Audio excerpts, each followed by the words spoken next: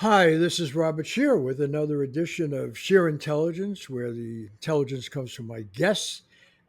This is a show I've been doing since October 30th, 2015, and we've done 418 episodes. I'll go into that at the end a little bit.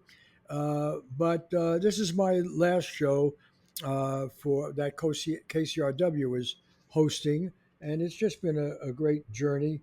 And we started with John Dean, the White House attorney in the famous Nixon Watergate case, and we also did Daniel Ellsberg, who was somebody who was target of Nixon, and this trial helped bring Nixon down. We did Willie Nelson, we did Janet Yang, so there's been a lot. And tonight, and the show will continue at Sheer Post, moving the archive over there, and that's all going to be fine, and will continue. But there is something about this moment, obviously not just because of our show, but because where we are as a country. And for the last one that I'm doing now for the NPR station, KCRW in Santa Monica, I wanted to turn to Larry Gross, somebody who I actually worked for when he was the chairman of our communications department at the Annenberg School at USC. He had been the deputy dean of the Annenberg School at the University of Pennsylvania. He's the founding editor of International Journal of Communications, which is one of the top in the world. He wrote, for my money, the one of the most, if not the most important book about the gay uh, revolution, but not just the revolution, the struggle of gay people before the AIDS crisis, obviously through, but really the history up from invisibility. It's an incredibly important volume. He's done a lot of other work in his life, but I think that showed the courage and of his temperament, his ability to meet the highest scholarly standards at the same time, be extremely relevant to the public debate, to the public discourse. So I have a great deal of admiration. If there's one person I'm really happy to be talking to mark this uh, end of this chapter, the beginning of another, it is Larry Gross, but also particularly because of the moment. And I'm doing this the day after Donald Trump, in a press conference with Bibi Netanyahu, announced, really, to my mind, uh, the one of the most significant betrayals of Jewish people. Their concern, both Larry and myself are Jewish, and we experienced, I'm going to let Larry go into it, we experienced anti Semitism in our own country. We've written about it and so forth. But I never thought I would be in a situation where the sphere of McCarthyism, of attack on freedom, would be done in the name of the Jewish people, in part, because it's got to do with Israel and suppressing thought, including groups like Jewish Voice for Peace on the campuses that protested against what Israel has done in Gaza. And I can't speak for Larry, but for myself, I thought that's what, as a Jewish person, I was obligated to do, to have some universal concern about human rights. Now, Larry is someone who actually benefited, or at least his family did, from Israel's foundation, from its existence. I'm going to let him tell that story because his father was a very famous person in the government and played a very important role. And then McCarthyism came along, and he packed up his family and went to Israel. Without, I don't want to mangle that story. I'm going to let Larry tell it. So put us there. And that's the early McCarthyism. And then now, how did we get to this new, much more vicious McCarthyism? And somehow it's in the name of Jewish people. All right. Well, first of all, thank you, Bob. It's an honor to be your uh, guest on this final episode of the KCRW version of your program. Um, so, just to make this fairly quick and get to our discussion, my father, as you said, worked in the Roosevelt and then Truman administrations in Washington. He was a staffer on the Hill.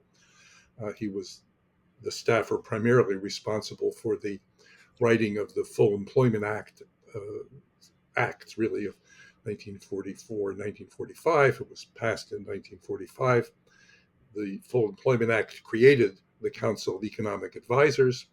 This was sort of one of the uh, one of the sort of stipulations in that bill, and he became the executive director of the Council of Economic Advisors. This was under Truman until 1952, at the end of the Truman administration. Uh, my father was, to use the term of art of that period, a premature anti-fascist, which was an actual term that was used. He was investigated by the FBI several times. And I think it's important, just as a quick historical footnote, to record that the term McCarthyism is used very widely and broadly today, but in fact, the phenomenon that's referred to by the term McCarthyism, an ideological witch hunt and prosecution of people for beliefs that are should be completely acceptable under our First Amendment, actually predated McCarthy's entry. McCarthy was the last act of this Cold War witch hunt, which began under Truman. It began arguably under the Democrats because they were afraid of being called soft on communism by the Republicans, but nonetheless, they enthusiastically joined in hunting out and firing people from the federal government. Just, one might add, as we're seeing today, the beginnings possibly of a similar uh, form of witch hunt going on in Washington. Um, in any case, so my father was defined as a premature anti-fascist because he had a record of leftist anti uh, uh, anti-fascist activism before December 7th, 1941. After Pearl Harbor, anti-fascism became the American creed. Before then, it was suspect.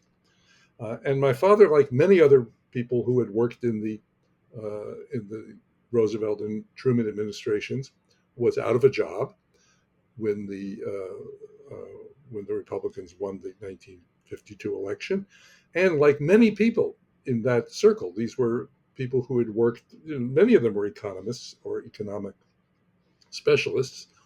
Uh, Began to look for jobs and found the private sector was conforming with the Cold War mentality. And one of the few options that many of them could take were overseas jobs as economic advisors, mostly in the third world. So some of the people that in my father's circle went to Pakistan, went to Indonesia, went to Japan, went to other countries. My mother, who at that point had 4 children, uh, was not eager, or didn't like the prospect of, as she put it, raising her children in an expat bubble in some other country.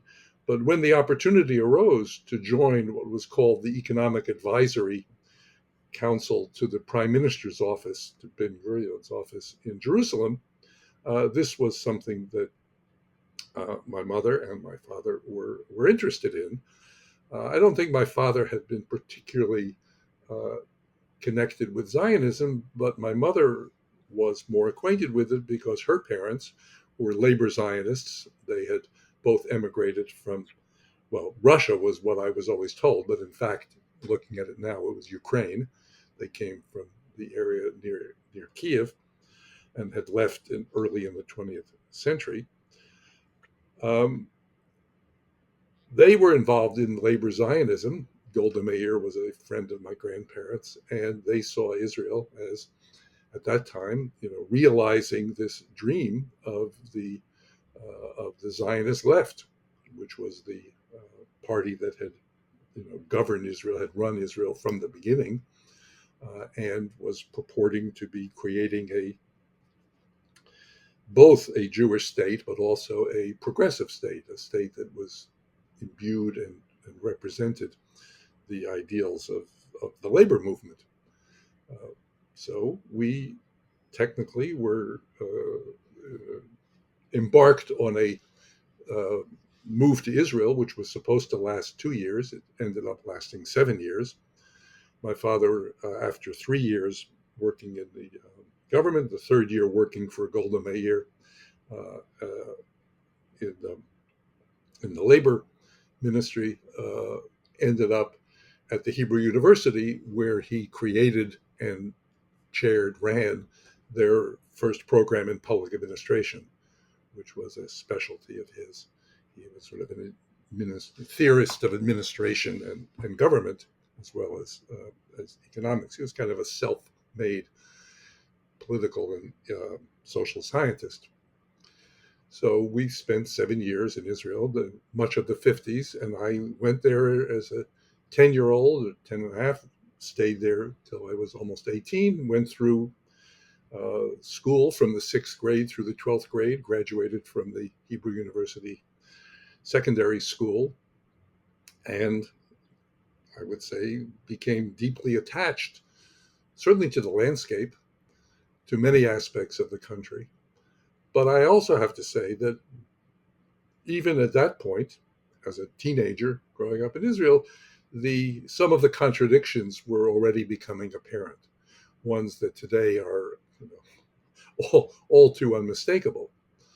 Um, there was a fairly uh, clear dimension of racism that imbued Israeli society, not only the attitude towards the Arabs, which was unabashedly uh, racist. Arabs were considered primitive and uh, sort of a lower caste altogether, but there was a fairly clear and structural racism towards the Jews who came from the Middle Eastern countries, from the Arab countries, who came from North Africa, who came from Syria, from Iraq, from Kurdistan, from other areas. And these Jews were actively sought. There were all kinds of mechanisms to bring them in order to swell the population, but they were definitely treated with contempt and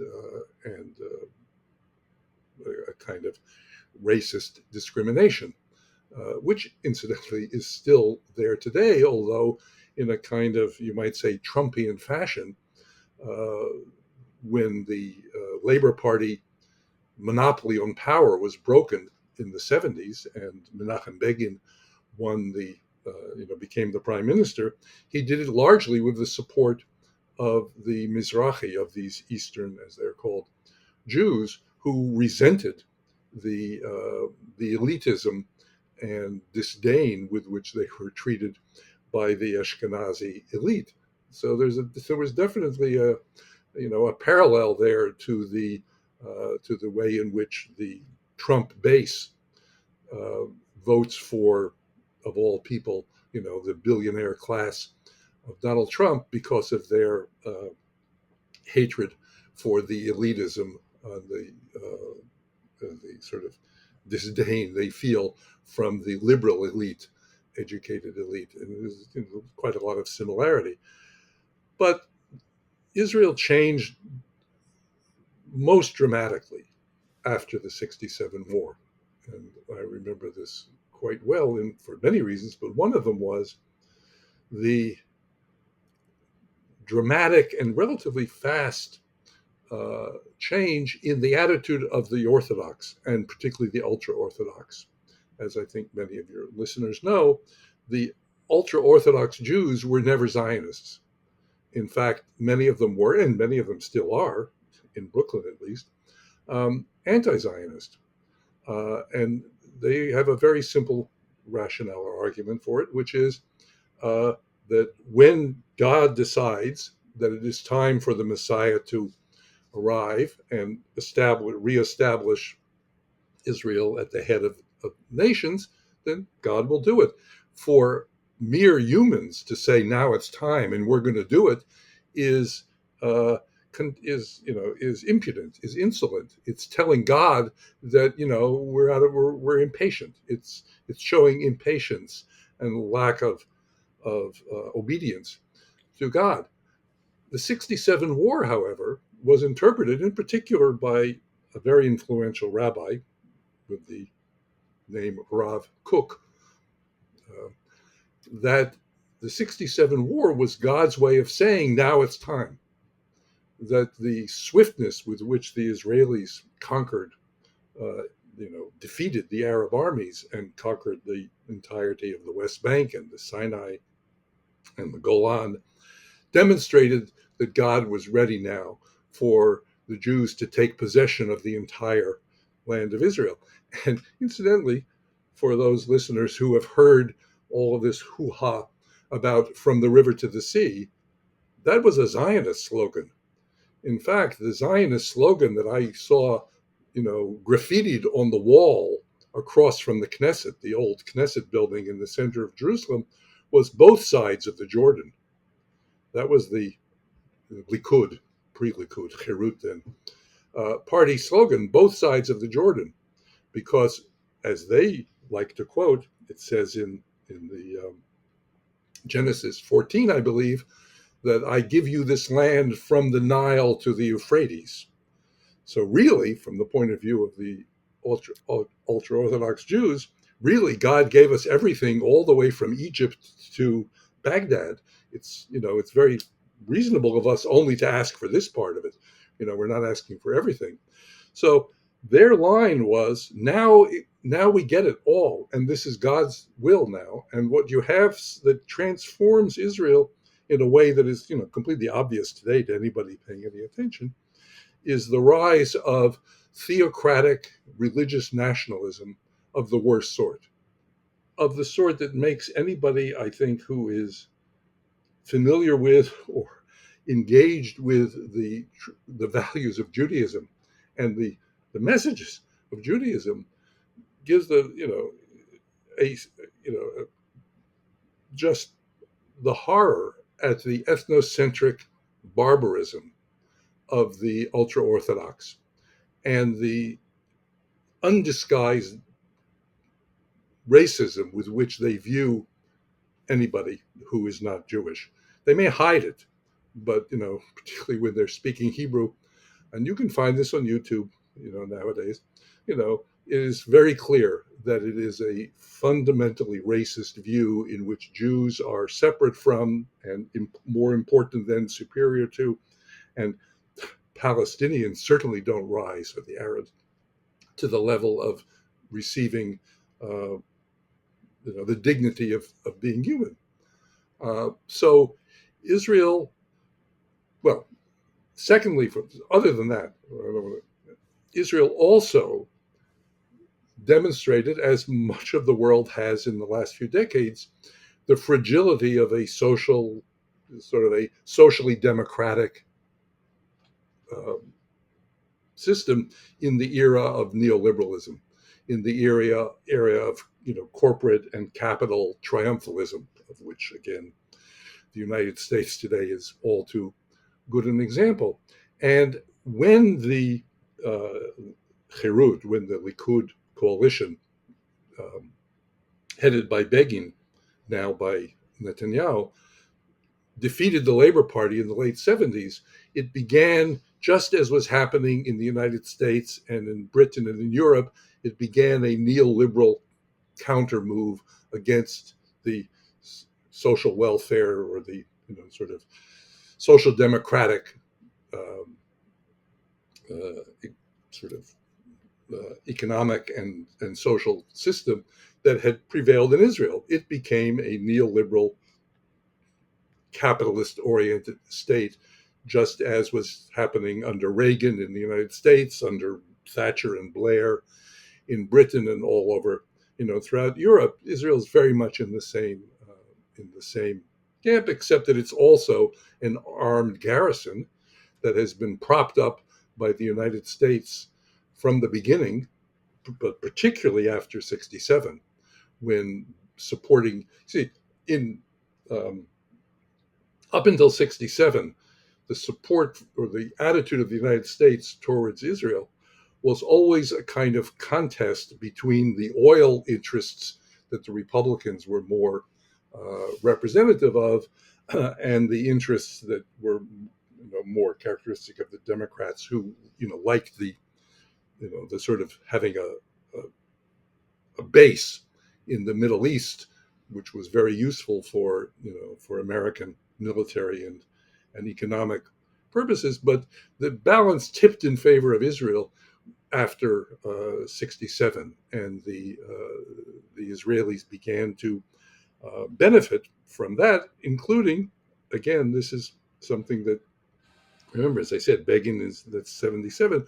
This is also the period in which the Christian right is becoming such a powerful force in U.S. politics.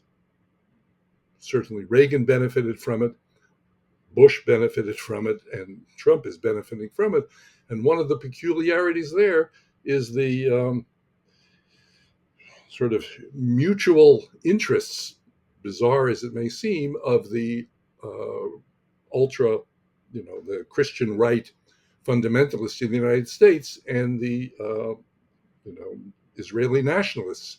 The Christian fundamentalists in the United States, as is well known, think Israel is, needs to be supported because that's the way the second coming will happen, in which case the rapture will take place, all the elect will go off to heaven, and the Jews will be left behind, tough. And the Jews, of course, are very happy to take advantage of this support, which has been key to building the power of the Israel lobby in the United States.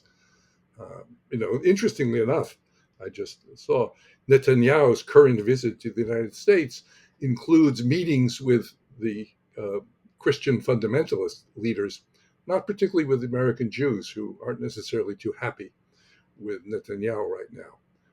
So let me interrupt. I mean, this is really fascinating, and I happened to cover the Six Day War. I was there at the end of it and so forth when the Labor Party was still in power. And I must say, at that time, I was editor of Ramparts magazine, which was fairly known for challenging U.S. foreign policy. And I felt totally, I'd been in Egypt, in which, was, and by the way, you said that they won this victory, but actually it was a preemptive war, and it, Yeah, it was, went through. it was presented as, look what they're doing compared to the mess we're in Vietnam. Yeah, but the fact is Israel was not threatened in that way, and No, they chose and the absolutely, U.S. backed the absolutely. attack with intelligence and so forth. But leaving that aside, as myself, I felt very at home in Israel until I went to the occupied area, until I went to Gaza, until I went to the West Bank on that trip.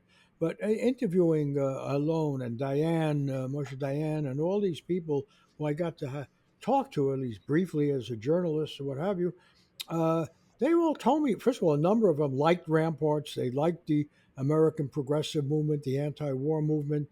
I felt no distance, and I felt no. And as having a Jewish mother who experienced anti-Semitism, my whole family in Lithuania was wiped out. Went back there after the war and to try to find relatives. Everyone was dead or had become a displaced person. We had no contact with them, and so yes, there was something. And this is what I wanted to ask you about your own growing up in Israel, and you're a Hebrew reader and speaker and everything. I didn't have that, of course. I was still had a little bit of Yiddish, but that had been rejected. But the fact of the matter is, I at that time would have called myself a skeptical left Zionist. I thought, well, uh, the Jewish people had, had this barbarism of the Holocaust, and maybe they needed a homeland. But the ideology that I was presented with was that the Palestinians would be respected. I remember this very clearly, and there was a lot of at least appearance of that. I was introduced to many Palestinian Arabs that had been living in Israel. They'd given blood to the Israeli army, and this racism that you're talking about was concealed from me. I was not, intimate with the society, and everyone talked a good game. These, after all, were left social democrats in the Labor Party.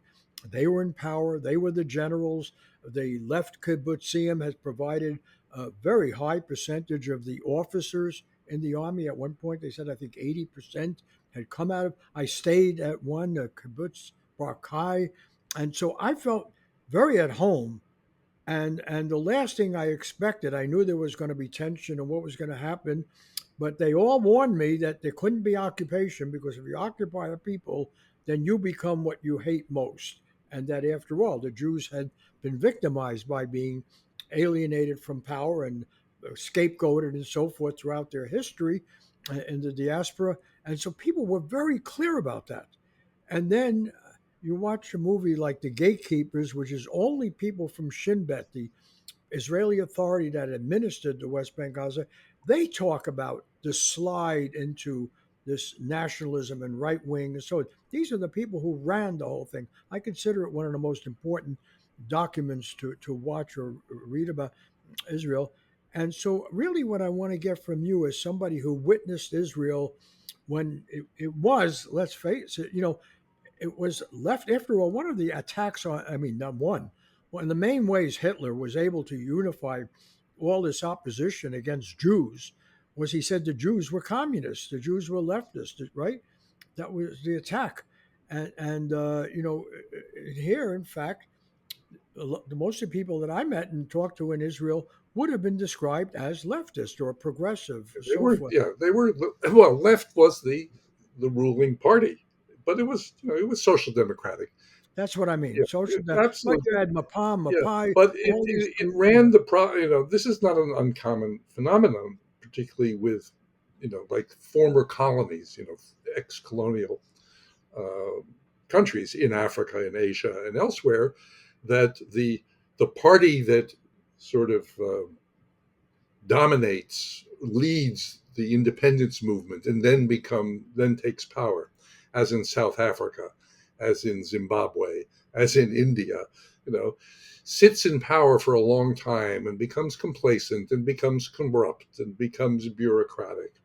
And one of the interesting things about Israel, which I remember quite well in that period, and that I sort of saw later when I visited Eastern Europe and Russia, was a certain kind of uh, infuriatingly stolid bureaucratic attitude towards how to run things. And when I saw it in Eastern Europe and in Russia, I said, "Oh, I recognize that. That's what used to drive people crazy in Israel." I mean, a lot of the sort of habits of behavior in running things that dominated Israel for decades was transplanted from Russia and Poland and Eastern Europe, and a certain way of dealing with things that drove people crazy, for decades, and probably still does in Russia. A kind of top-down authoritarian, bureaucratic, small-mindedness. Israel was full of that, full of it. But the other part of it, is that there were people after 67, including Ben Gurion, who said, "We can't keep this land. This is a bad idea." And lots of the more thoughtful, sort of intellectuals of the period said, not good. But it began to happen. And incidentally, some of those generals you talked to, like Yigal Allon, were also the people who instituted the first settlements, because they started the settlements after 67 in the old fashioned way they had done it before in the 30s and the 40s, which is as armed camps. And the Allon settlements were strung along the Jordan, basically as a kind of barrier for future wars that they might have to fight. Never happened that way, but they were sort of following the model they knew of planting little seeds of settlers in order to have sort of outposts that were also military. As you said, the connection between the kibbutzim and the army was very tight. This is how they did it. These little, in fact, one of the more popular ways to serve in the army was to be in Nahal, which was the sort of agricultural unit in the army. And what you would do as your army service is you and a group of people would go and begin a settlement that would eventually turn into a kibbutz. But you would do that as part of your army service, because they were, these were seen not only as agricultural settlements, but also as garrisons and as military outposts. The connection was very, very clear. But then the temptation to build housing, to build cheap housing as a way of bringing in the population. And it's hard to know. Eventually, I think historians will get access to documents exactly how carefully and these plans were laid out as opposed to sort of happening. But as they began building it, they began as the Gateway documentary, the Gatekeepers documentary, talks about. They began building what is unmistakably an apartheid system, in that there were roads now that only the Israelis can drive on through the West Bank. You know, the the West Bank indigenous population has to go, wend its way around through all these checkpoints, whereas there are these straight through quick roads that the Israelis can take, that the Jews can take. It's very much of a separation, which is what apartheid means, system. And even in 67, when you were there, the Israeli Arabs still lived under military control. Those villages, those Arab villages that were still there, the ones who hadn't left, been driven out in 48, were under the control of military authorities. They were not under the control of the regular police and courts. They were under the control of the military authorities. It was very much of a dual system, although not typically one that was easily visible or certainly shown to outsiders. But very quickly they began to create this dual system and keeping it out of sight, and to have, should be familiar to the United States, a source of cheap labor. So the Palestinian economy began to be dependent to a large extent on the labor, on the cheap labor, the jobs, construction jobs, agricultural jobs, other jobs that the West Bank Palestinians would get in Israel. Sounds familiar, should, to the United States. And one of the things that was, I think, most striking in a kind of understandable way, when October 7th happened, was the degree to which is the Israeli society was able to live in a bubble, which is actually how a lot of people describe Tel Aviv, by far the biggest city in Israel, as a cosmopolitan, very European style city, uh, oblivious to what was happening, very close by, 30, 40 miles away, 50 miles away, very close. And this music festival, which was attacked by the Hamas forces, on October 7th, was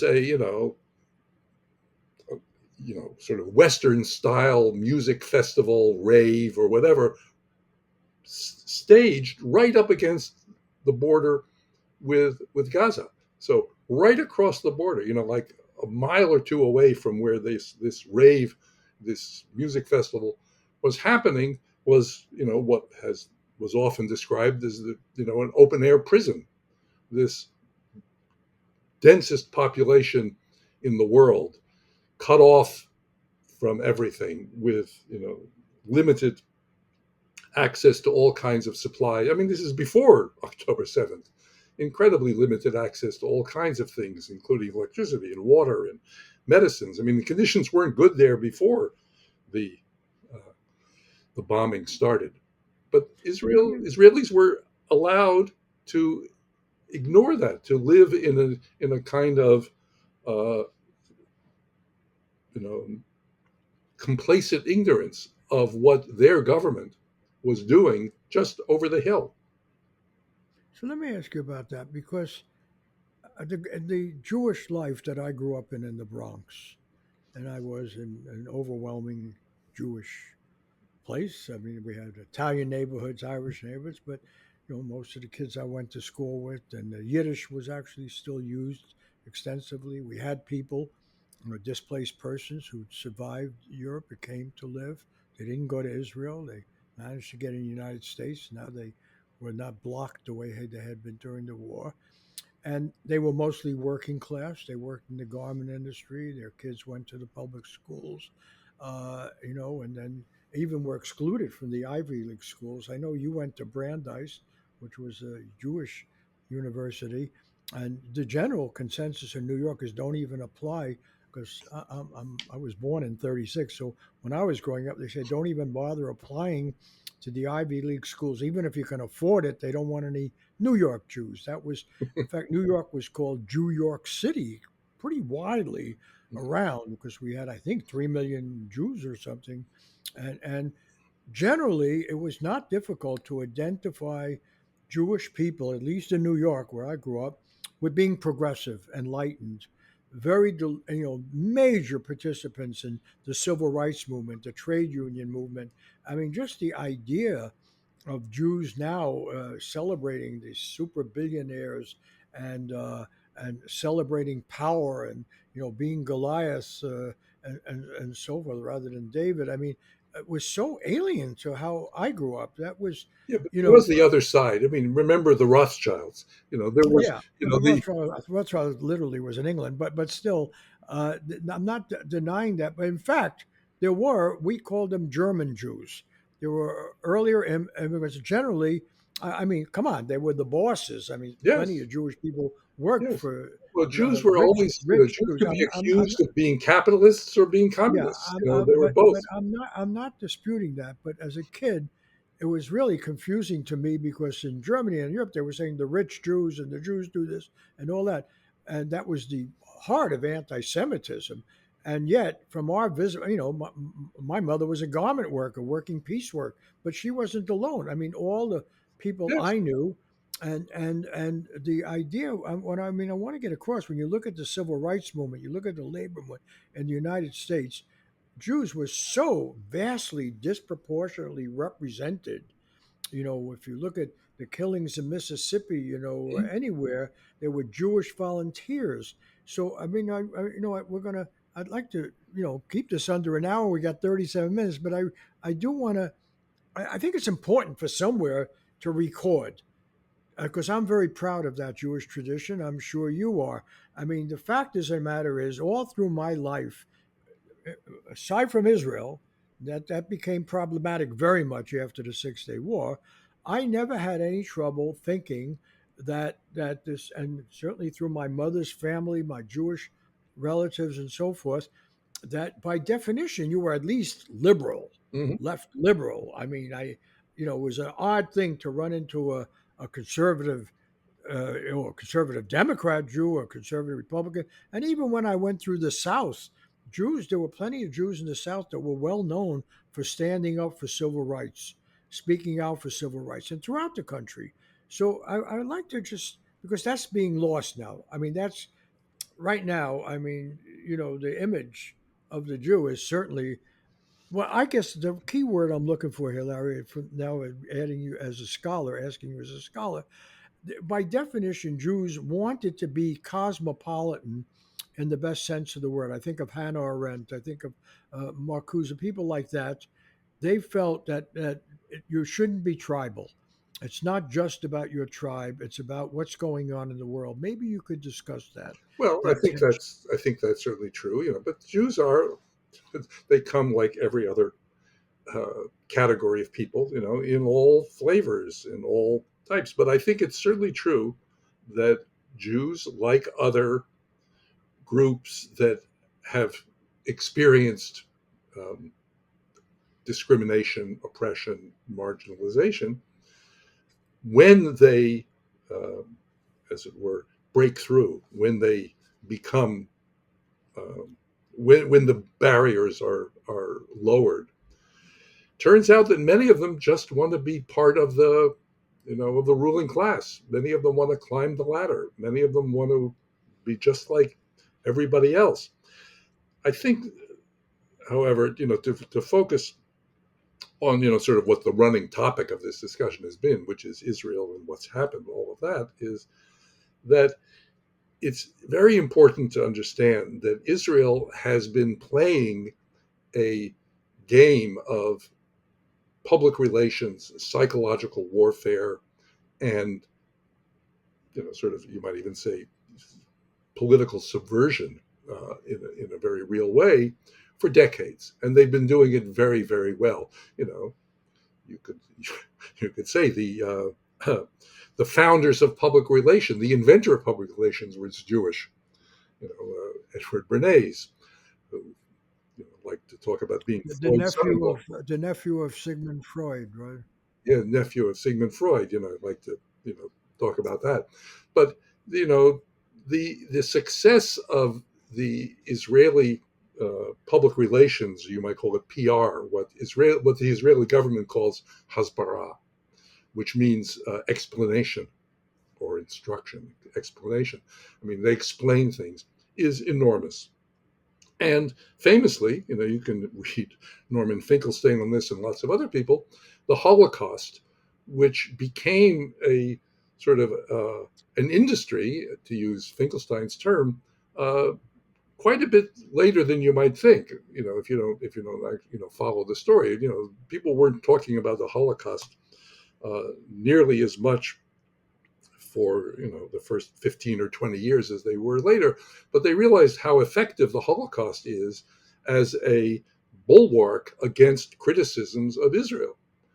Then and you might say, as people have said, playing the Holocaust card. Anytime anyone criticizes Israel, we talk about the Holocaust. I mean, the endless references now in the last 2 years to October 7th as the most devastating attack on Jews since the Holocaust, because 1,400, perhaps, let's say, I think it's about 1,400 Israelis were killed, although some of them were actually, Thai and other workers. But let's say 1,400 Jews were killed. And this is constantly raised as the license to commit what I think has reasonably been described as genocide, is unambiguously ethnic cleansing, the relentless bombing that has killed tens of thousands. So what is the calculus here? But the Israeli use of this is incredibly effective.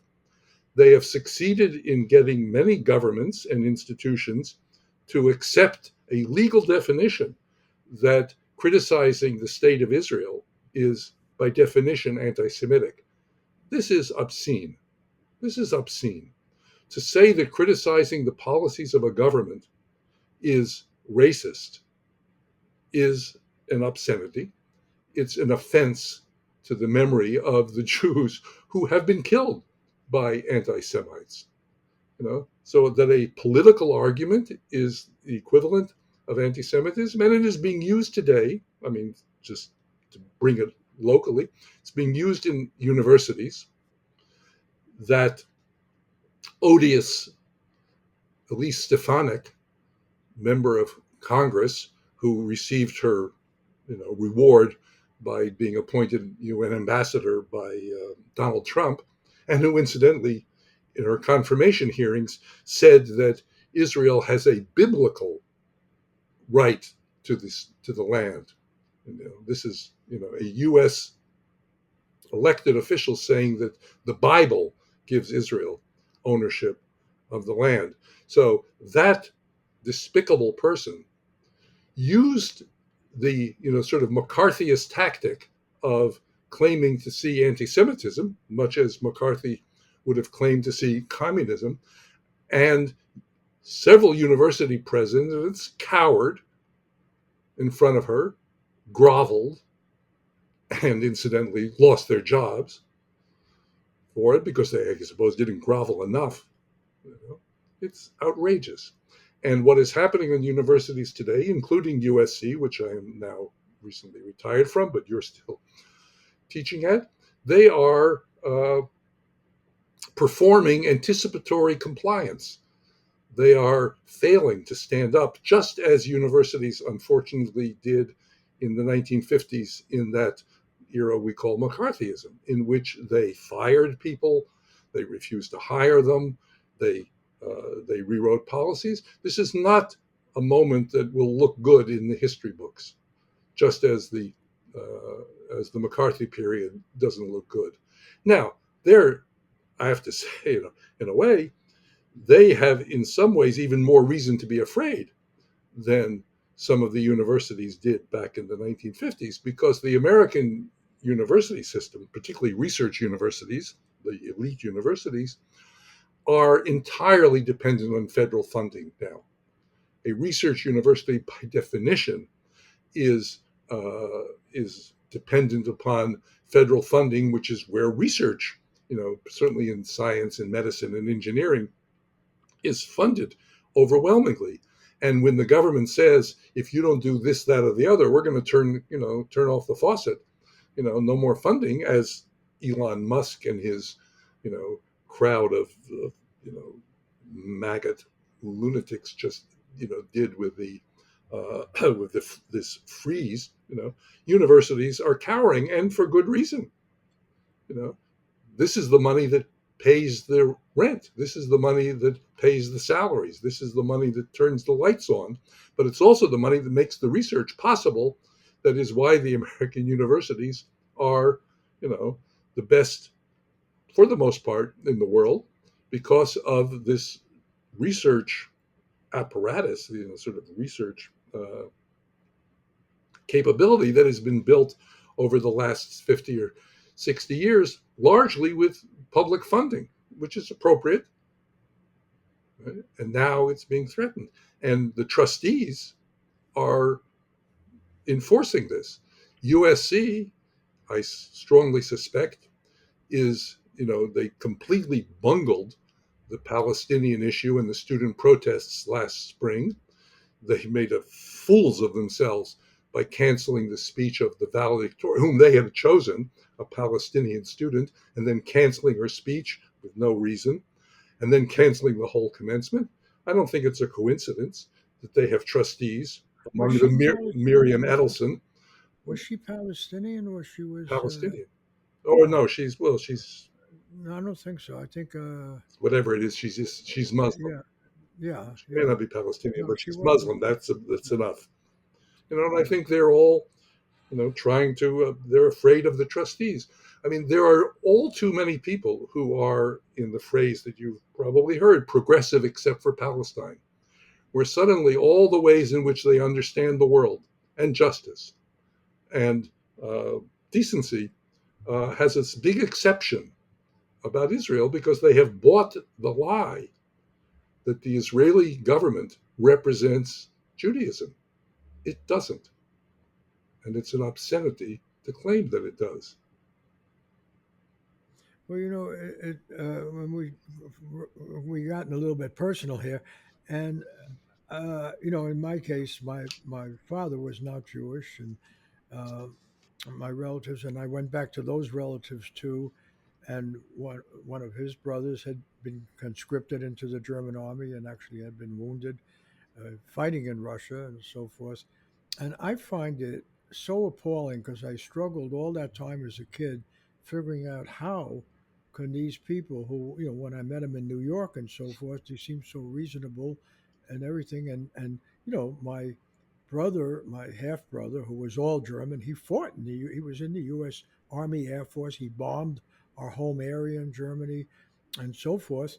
They certainly were anti-fascist, and so on. But the irony that the Holocaust, which was the creation, I mean, led by obviously Germany, and was presented itself as the height of civilization before, right? Mhm. Highest science, that they now, instead of really acknowledging the threat to freedom by suppressing people, they're suppressing people in Germany Yes, because who they have dare. bought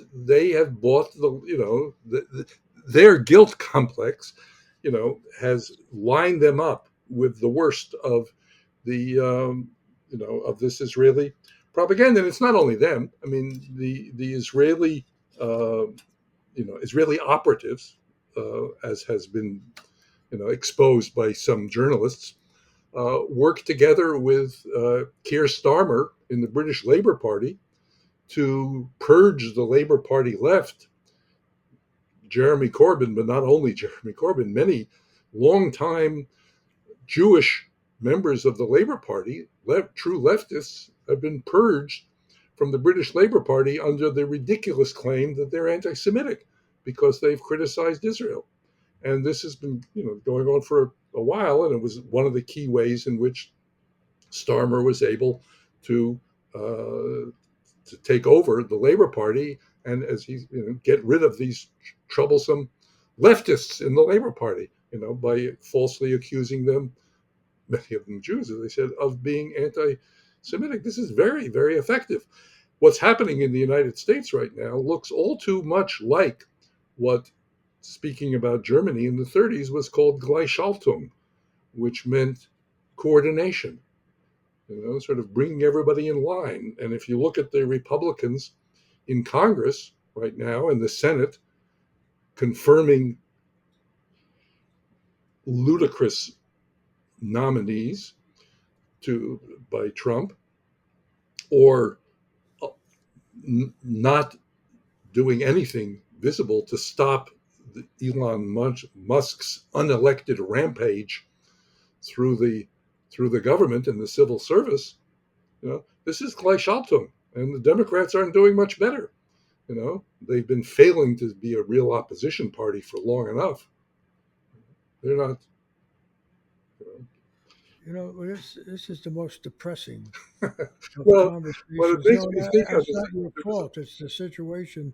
But I'm just thinking, how did we get here? When you think of the brilliant Jewish intellectuals, brilliant Jewish, brave, courageous, going. I mean, the people who actually stood up against Hitler in the Warsaw Ghetto, and throughout the people who resisted and most died, and they died in the camps, and you think of their respect for ideas, their respect for debate, for dialogue, for study, which after all, whatever else you think about the religion, is built on Mhm. study the Talmud, study every document, question, challenge. And again, as you pointed out, it's not for mere mortals to decide these things.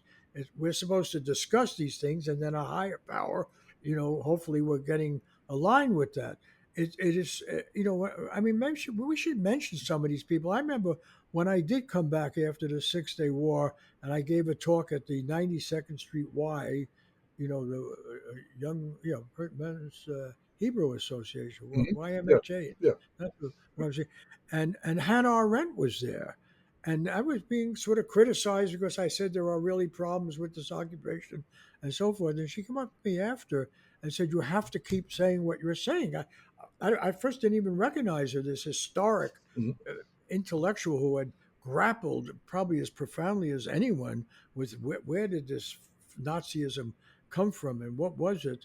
And but you have Einstein, you have all of these people. Yes, I people have been. Herbert Marcuse, who whose brother was killed in the camps and who escaped Nazi Germany. Why don't we just take a few minutes now to at least pay tribute, acknowledge this incredible history of Well, actually, you don't have to go back. You can. There are people today who are doing the work. I mean, people like Omer Bartov and Avi Shlaim. I mean, there are Jewish and non-Jewish academics, historians, in Israel analysts too, right? in Israel too. Oh, yes. I mean, well, as you know this because I think you read Haaretz, which is the independent newspaper in Israel. I mean, if I I read Haaretz every morning, yeah, and it's Haaretz, another Israel. Haaretz, It's not Haaretz, huh? Haaretz, Haaretz. Haaretz. It means the Okay, land, which is okay.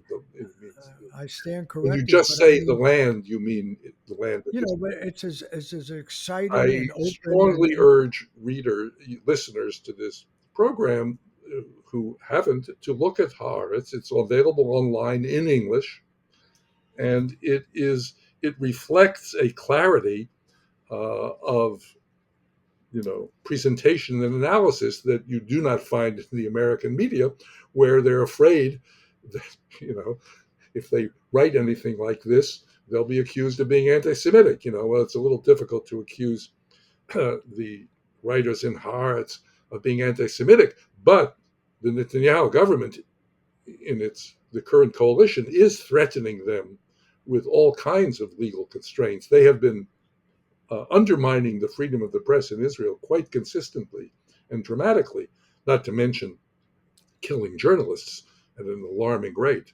I think they've exceeded Mexico now.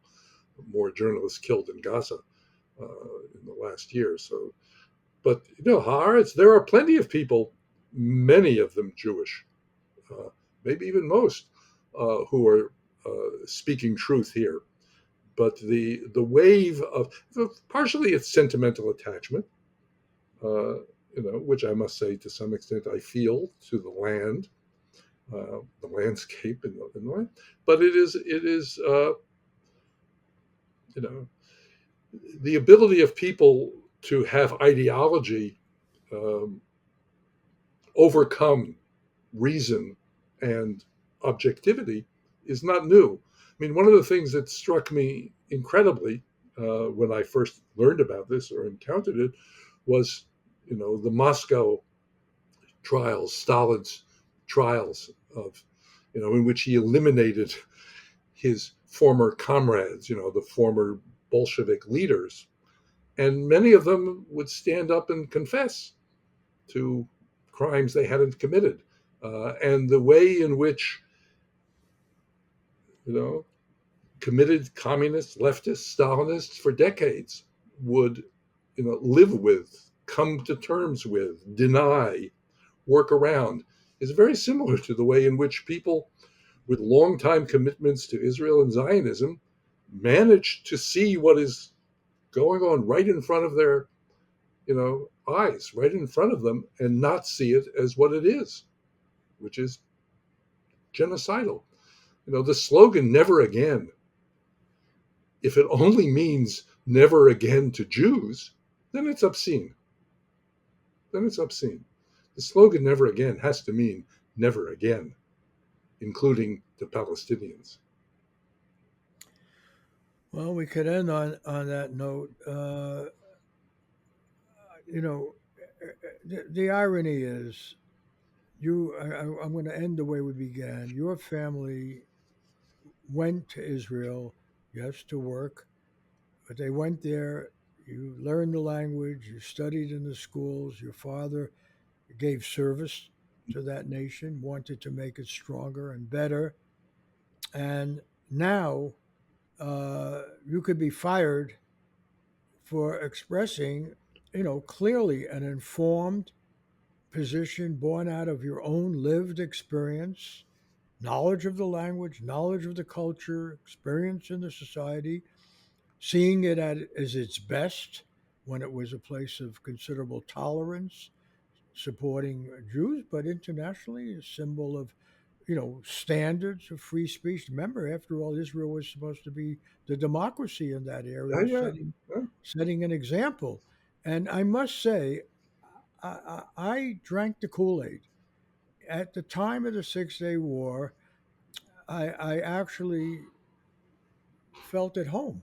I actually felt because I'd been, it's war and there was been stressed, and I was in Egypt and I came through, and now I'm in Israel. I'm writing about it as a journalist, as a person.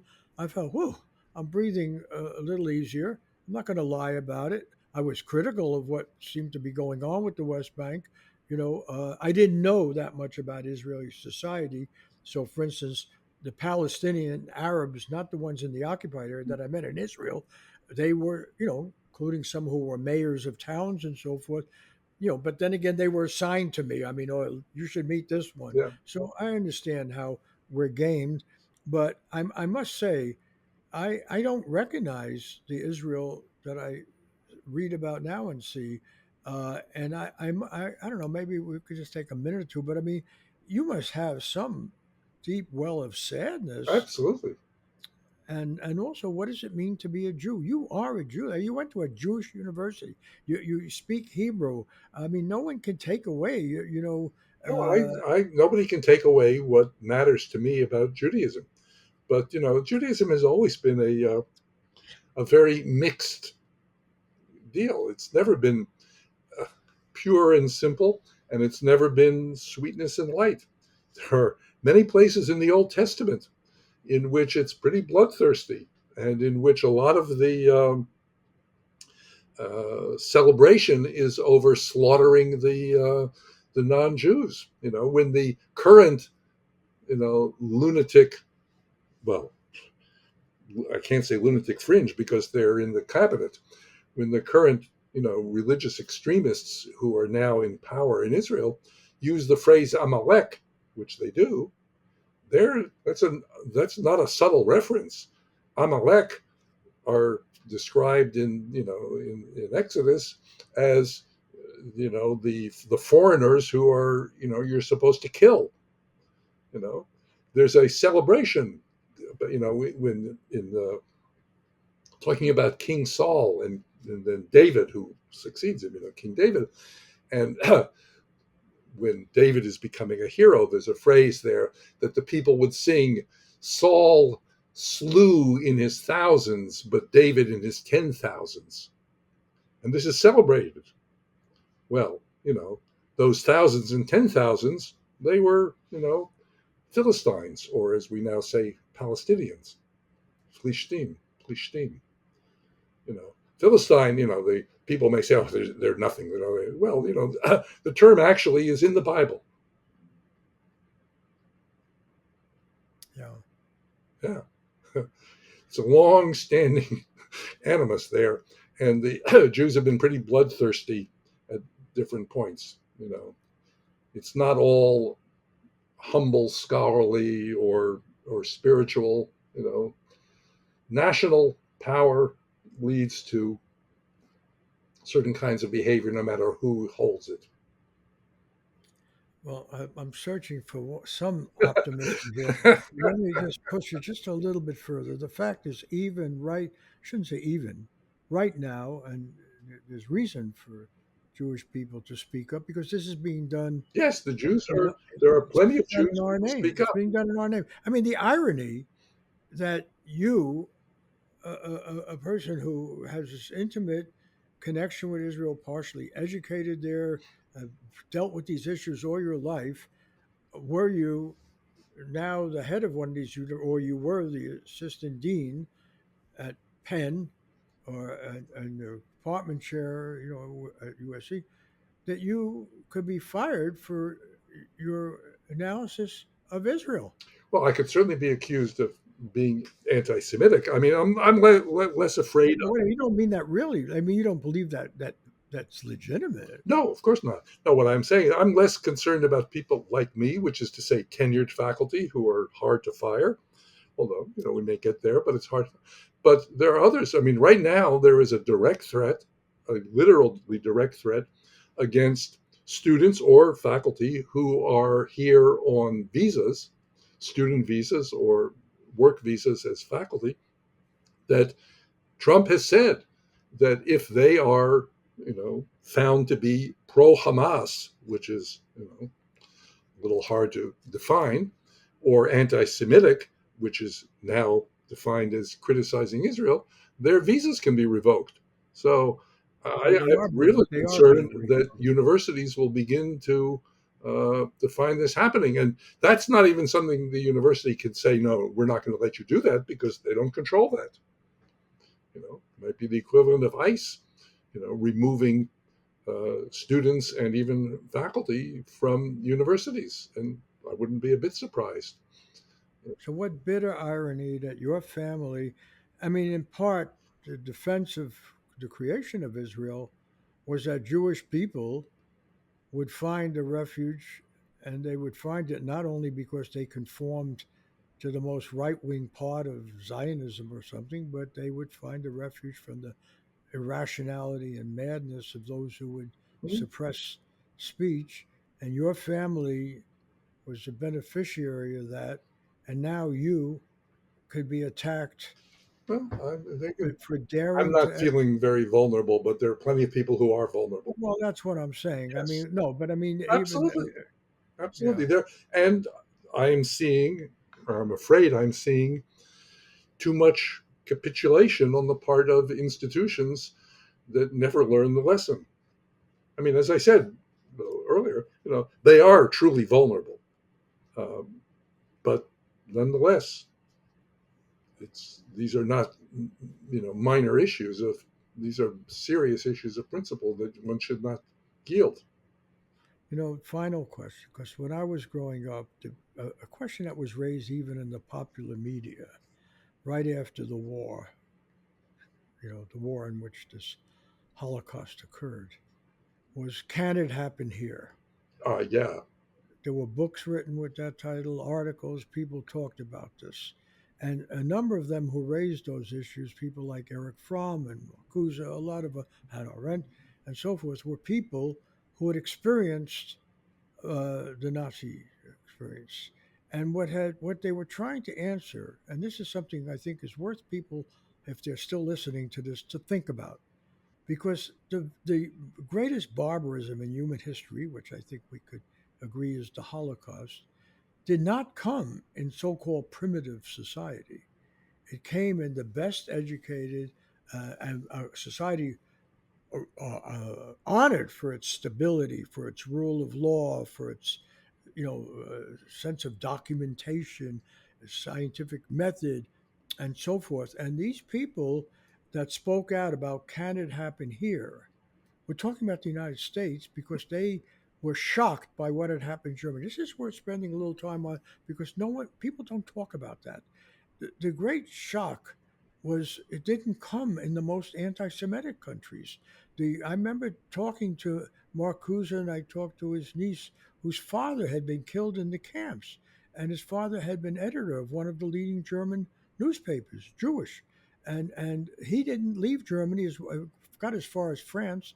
His wife, who was German, had said, "No, we can't go. We're here. Our life is here."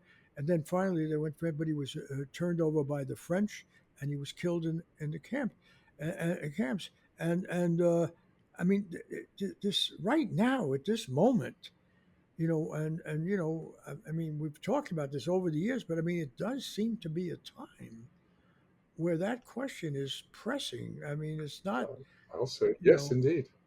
and it's scarier than McCarthyism because we're not talking about a senator and some people rallying around him. We're talking about the government at the highest level endorsing this. Yes, There won't be congressional opposition. There won't be congressional committees challenging this McCarthyism, which is what happened with McCarthy. He attacked Eisenhower, after all. He attacked the Republican Party, even though he was a Republican.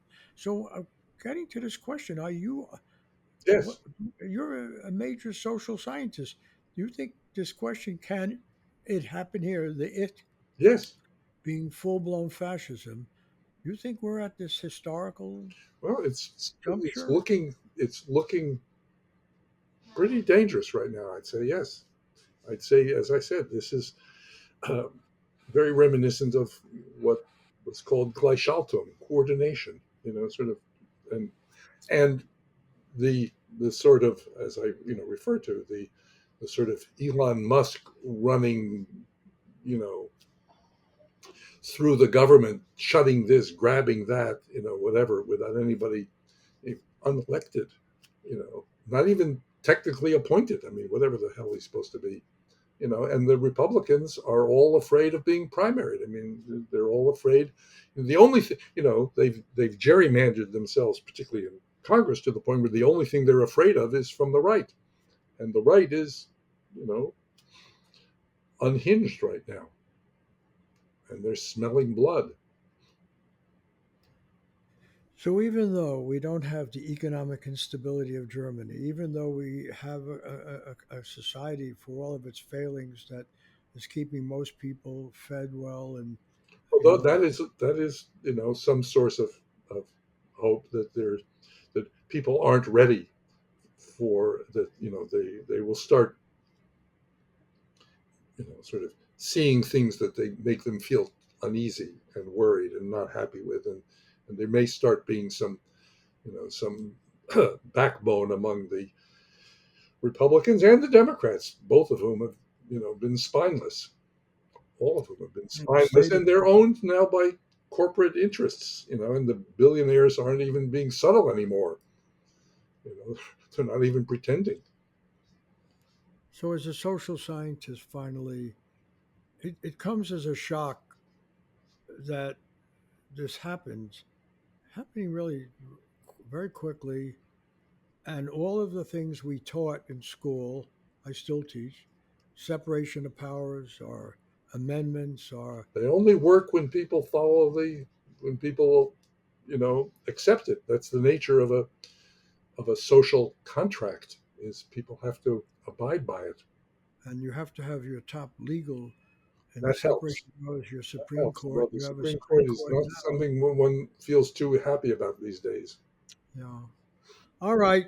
On that note, thanks for doing this, Larry, and let's hope we're wrong about this. Who And knows? Maybe we'll but be in the same barracks in the oh, concentration camp. don't, yes. Oh my goodness. All right. That's thanks. Oh, wait a minute. Let me just conclude this. This is, as I said at the beginning, the last show that's going to be hosted by KCRW, the NPR station in Santa Monica. So please don't hold them accountable for anything we said because, they're going to probably have their funding cut or others will and so forth. So this is two of us talking, and we're responsible for what we say. And For those who want to continue listening to the show, they're on sheerpost.com. I'm moving the archive there. I'll be doing the show and sheerpost.com and then the other places on the internet and so forth where people have been getting this. In the meantime, I want to have a special shout out to Christopher Ho and Laura Kondarajian at KCRW that have been not hosting, posting the shows at the station. I want to thank our executive producer, Joshua Shear, Diego Ramos, who uh, writes the introduction, Max Jones, who does the video. And I want to thank Integrity Media in Chicago, Len Goodman, well-known lawyer there who comes from a prominent Jewish family, Katrina Vandenhove, the JWK Foundation in memory of Gene Stein, a great Jewish American writer who dared to speak out about the rights of Palestinians, but comes from an old established Jewish family. For the two of them, for giving some support that we really need to keep these podcasts going. They will keep going. In fact, I want to start, given the urgency of the time, start doing these things more than once a week, maybe as often as there's something that needs to be said. So check out sharepost.com. That's where we'll be from now on until uh, you know we run into any difficulty there. Okay, take care. It's funny. Just one last little note on this: the great New Yorker media critic, kind of blocking on his name now, uh, but he said, Liebling, "Huh? AJ Liebling. Hey, yes, H.G. Lieber said freedom of the press is guaranteed only to those own one." Now, SharePost isn't very big, and who knows? Trump is talking about going after people's tax status and all that. But as long as I own one, I'm going to keep doing these shows. And so stick with us. See you next week with at least one edition of SharePost.com. Thank you.